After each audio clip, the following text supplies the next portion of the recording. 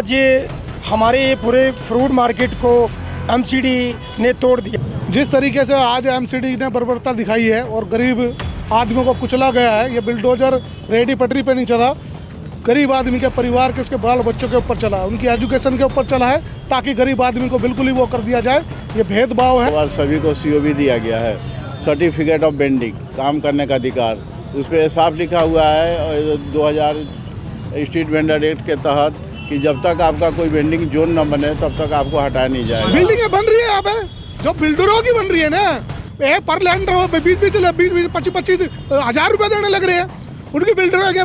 मैं दिखा देता हूँ, आप यहाँ पे सीतापुरी में चलिए, जनकपुरी के अंदर चलिए, अवैध निर्माण हो रहा है, डाबड़ी में चलिए, रघुनगर में चलिए, ये बड़े बड़े धन्ना सेटों के बन रहे हैं क्योंकि वहाँ पे पैसा जा रहा है। पर लैंडर 50,000 रुपये, छोटा लैंडर 20,000 रुपये, तो उसके लिए कोई हुआ ही नहीं का कानून। पर्चा चिपका के चली जाती है एमसीडी अपनी फॉर्मेलिटी के लिए, बाद में वो कब ठंडे बस्ते में चला जाता है। 7 सीट जब से भारतीय जनता पार्टी जीती है तब से आम आदमी पार्टी आंखों में खटक रही है, चुन चुन के ऐसे लाभार्थी को टारगेट करिए जो प्रधानमंत्री जी की योजना का लाभ लिया हो और उसके जाके अननेसेसरी उसके दुकानों को तोड़। मीडिया इंडस्ट्री में एक ऐसा नाम जिसे हर कोई जानता है।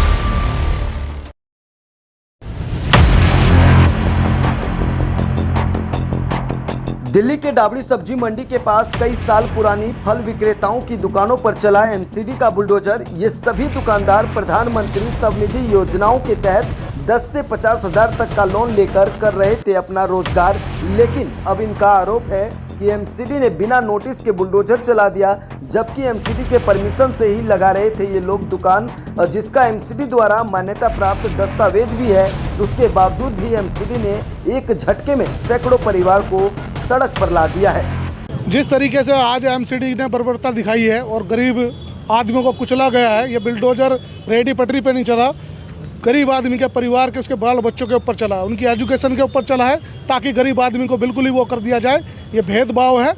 आज जो दिल्ली सरकार और चाहे केंद्र सरकार जो आज हुआ है बहुत दर्दनाक है, क्योंकि इससे जो बंदों ने 5% पे डेली वेज पे पैसा ले रखा था, वो पैसा कहाँ से देंगे? जो प्रधानमंत्री की योजना के तहत 10,000, 20,000, 50,000 का जो लोन ले रखा था, वो कहाँ से चुकाएगी जब गरीब आदमी कुचला गया है?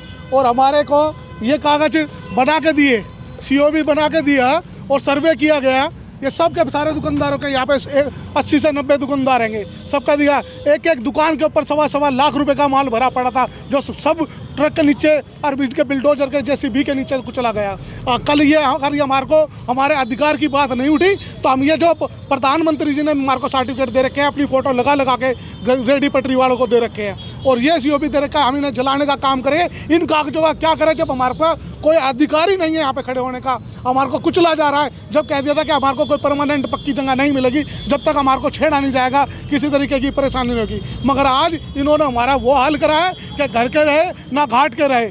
आज हमारे बच्चे, उनकी एजुकेशन, स्कूल की फीस और भी तमाम खर्चे वो कहाँ से उठा पाएंगे? ये जो एक दुकान से 5 बंदों का परिवार चलता था, जिसमें कि उसकी फैमिली भी जुड़ी हुई थी, मगर अब सब रोडों पे आने का काम करेंगे, बाल बच्चों को लेके धरना प्रदर्शन करेंगे, रोड पे आएंगे। यहाँ पर एमसीडी ने ही हमें यहाँ पर टाउन वेंडिंग कमेटी के तहत सर्वे किया गया था, और 2021 में सर्वे करने के बाद सभी को सीओबी दिया गया है, सर्टिफिकेट ऑफ वेंडिंग, काम करने का अधिकार। उस पर साफ लिखा हुआ है 2000 स्ट्रीट वेंडर एक्ट के तहत कि जब तक आपका कोई वेंडिंग जोन न बने तब तक आपको हटाया नहीं जाएगा।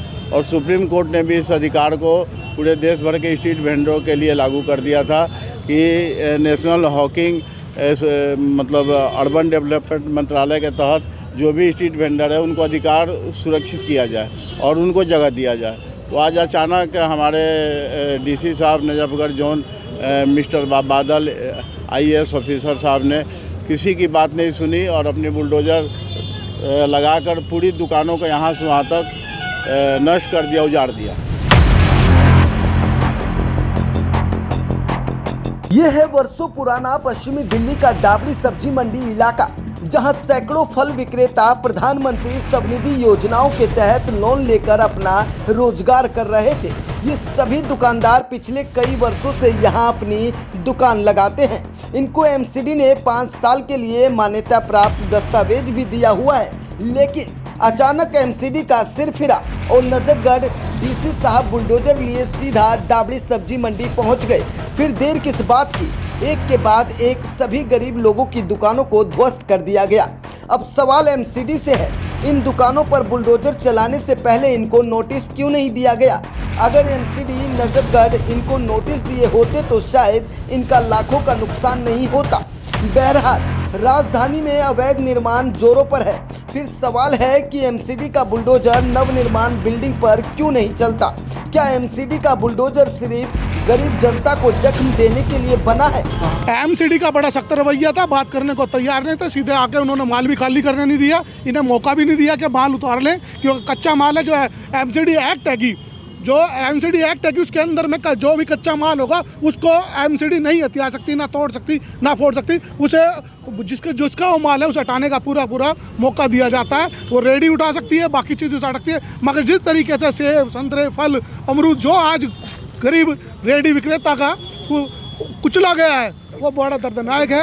अच्छा, दिल्ली में अवैध निर्माण हो रहा है, एमसीडी का बुलडोजर वहाँ नहीं चलता है जहाँ अवैध निर्माण होता है। बिल्डिंगें बन रही है यहाँ पे, जो बिल्डरों की बन रही है ना, एक पर लैंड 20-25 हज़ार रुपये देने लग रहे हैं उनकी बिल्डरों के।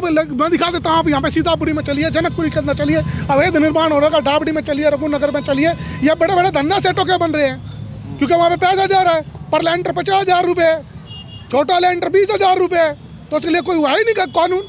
पर्चा चिपका के चली जाती है एमसीडी अपनी फॉर्मेलिटी के लिए, बाद में वो कब ठंडे बस्ते में चला जाता है। जी कि मैं 2017 से माननीय प्रधानमंत्री जी की योजनाओं को पूरे देश में प्रचार कर रहा हूँ। आप लोग पुराने साथी हो, जहाँ भी माननीय प्रधानमंत्री जी की योजना के लाभार्थी का हनन होता है, मैं वहाँ पे खड़ा रहता हूँ। आप यमुनानगर से बाहर चले जाइए, चाहे दिल्ली में चले जाइए, अभी जल का जो समस्या था उसमें अगर आप पैसे देते हैं तो टैंकर आपके पास था, लेकिन पानी के हाहाकार मचा था।